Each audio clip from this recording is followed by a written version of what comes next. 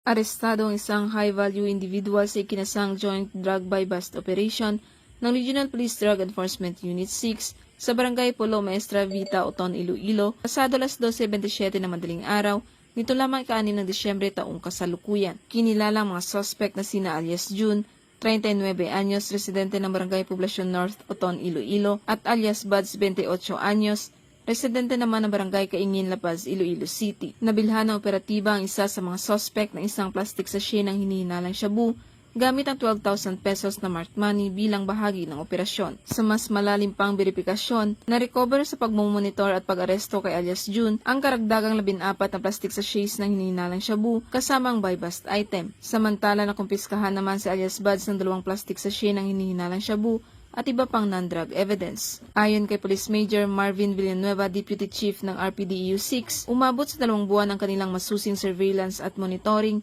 bago na isikatuparan ang operasyon. Nasa humigit kumulang 305 gramo ng hinihinalang shabu ang kabuuang nakumpiska na may tinatayang market value na 2,074,000 pesos. Sa ngayon, ang mga suspect ay nakatakdang sampahan ng kasong paglabag sa Republic Act 9165 o Comprehensive Dangerous Drugs Act of 2002. Ang matagumpay na operasyon ay nagpapakita ng walang sawang pagtatrabaho ng kapulisan upang protektahan ang publiko laban sa pinsalang dulot ng ilegal na droga. Isang matibay na hakbang patungo sa mas ligtas at mas maayos na komunidad. Mula dito sa Police Regional Office 6, ako ang inyong Police News Network Correspondent, Patrolwoman Jolibel Alvior, alagad ng batas, tagataguyod ng Balitang Pulis.